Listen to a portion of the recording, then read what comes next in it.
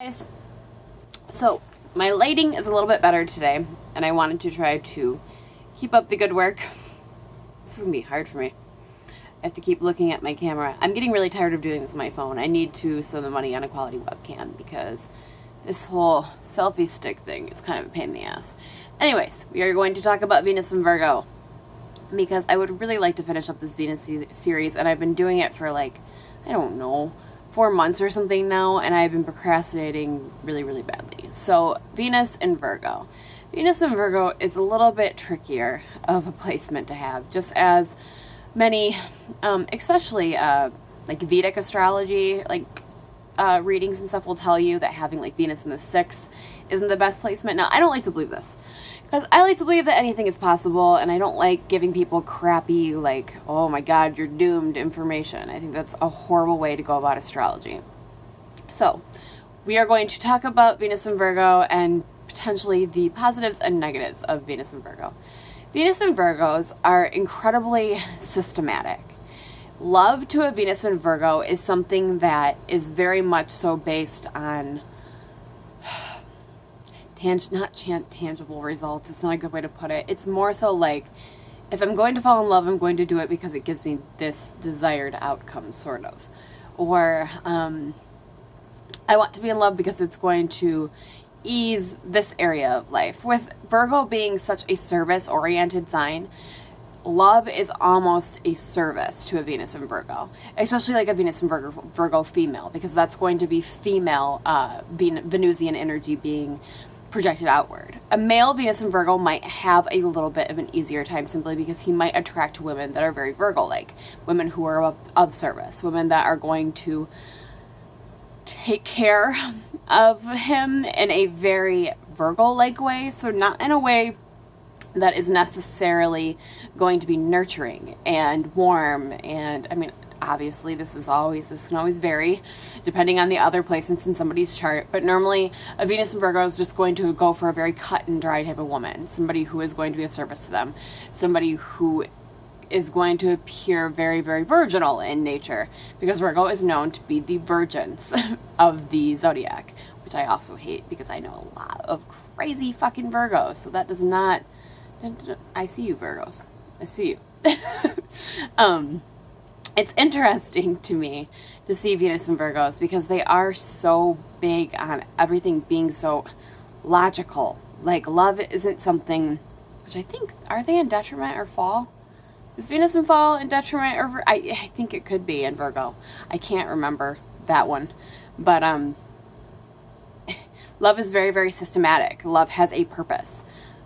We do this, and it's like a Venus and Virgo is going to go for somebody based on not like a Capricorn or a Taurus would, because they're going to want like tangible results.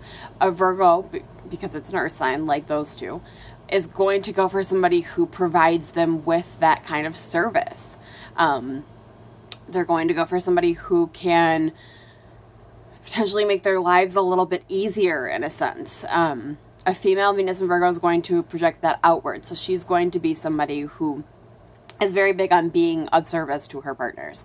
Somebody who really wants to take care of her partners. And Virgo often, along with Pisces, gets the connotation kind of for being the codependent sign.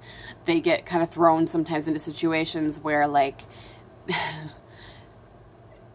I'm trying to watch myself by saying this because I don't want to piss off any Venus and Virgos, because I don't mean it like that at all. It's just... they can sometimes be a little too overly caring.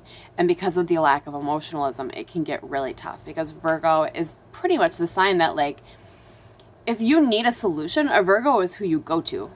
A Virgo, I mean, fuck, I understand this. I have Virgo in my 11th house. Like, a lot of my friendships are like this.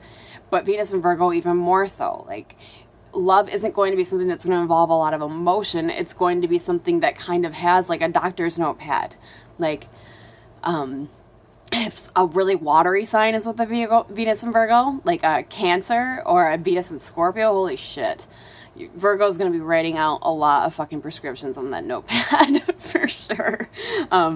Everything is just very, very much so logical and practical. Like, there's not a lot of dreaminess to love or feeling or even like an earthy desire like Capricorn and Taurus to kind of provide in a sense.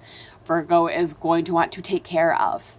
But I mean, still, they can be incredibly devoutly caring lovers. I think that Venus and Virgos probably get shit on a lot because they do want to be of service so much to their partners. They want to really take care of their partners. They want to be like their partner's friggin' nurse, in a sense. Like, if Virgos had like a naughty like Halloween costume, like they would be that naughty nurse for sure. But yes, with Virgo ruling the 6th house, there's going to be a lot of service to the partners. There's going to be a lot of caretaking.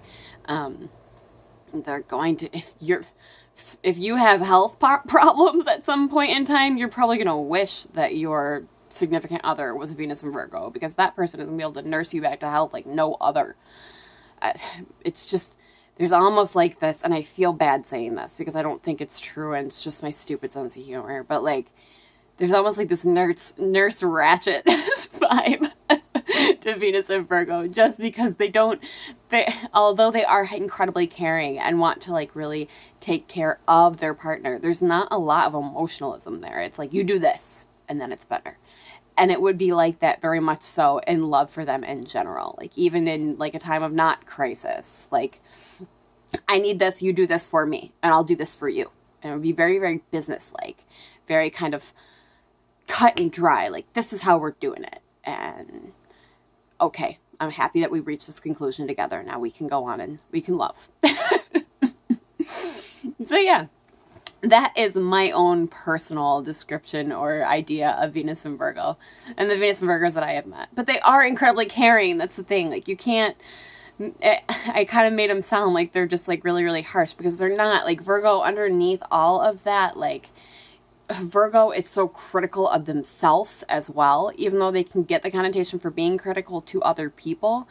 Like, they're so not in like a Capricorn way where they're very like self-reliant, but they are self-reliant in the sense that they don't like ask for a lot of care in return from other people.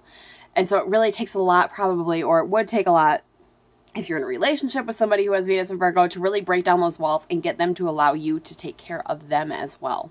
So yeah, that would be my description of Venus and Virgo. Hope you guys enjoyed it.